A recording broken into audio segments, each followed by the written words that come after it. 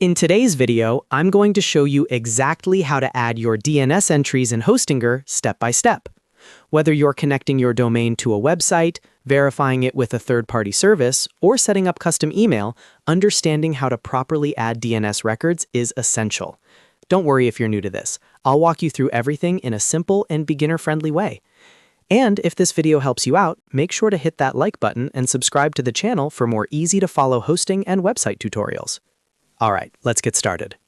First, log in to your Hostinger account. Head over to hostinger.com and enter your login details. Once you're inside your dashboard, look for the Domains section. Click on Domains and you'll see a list of all the domain names connected to your account. Select the specific domain that you want to manage. After selecting your domain, look at the left-hand menu and click on DNS or DNS/Nameservers, depending on how your dashboard appears. This is where all your DNS records are managed. You'll now see the DNS Zone Editor, which displays existing records and gives you the option to add new ones. Now it's time to choose the type of DNS record you want to add. This part is important because different record types serve different purposes. If you want to point your domain to a specific IP address, you'll choose an A record. This is commonly used when connecting your domain to a hosting server. If you want a subdomain, like www or blog, to point to another domain name instead of an IP address, you'll use a CNAME record. If you're setting up email services, you'll most likely need to add an MX record. MX records tell the internet where to deliver your email. And if you're verifying your domain with services like Google, Microsoft, or adding SPF or DKIM for email security, you'll typically use a TXT record. Once you've selected the correct record type, you'll need to fill in the required fields. First is the name or host field. If you're adding a record for the main domain, you'll usually enter the @ symbol, which represents the root domain.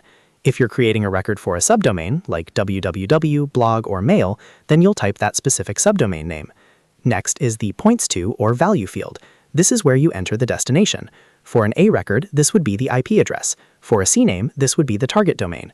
For a TXT record, this would be the verification string or text provided by the service you're connecting to. If you're adding an MX record, you'll also see a priority field. This determines the order in which mail servers are used. Lower numbers usually mean higher priority. Make sure you enter the exact priority value provided by your email service. You'll also see a TTL setting, which stands for time to live.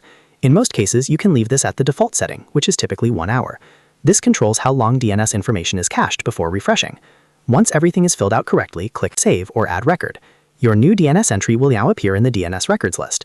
Now, here's something very important to keep in mind. DNS changes are not always instant. In some cases, updates can take up to 24 to 48 hours to fully propagate worldwide. Sometimes it happens within minutes, but it's normal if it takes longer. So if your website or email doesn't work immediately, don't panic, give it some time. And that's it. That's exactly how you add DNS entries in Hostinger. As you can see, once you understand what each record type does, the process is actually very straightforward. If this tutorial helped you, make sure to like this video and subscribe to the channel for more practical website and hosting guides. Thanks for watching, and I'll see you in the next video.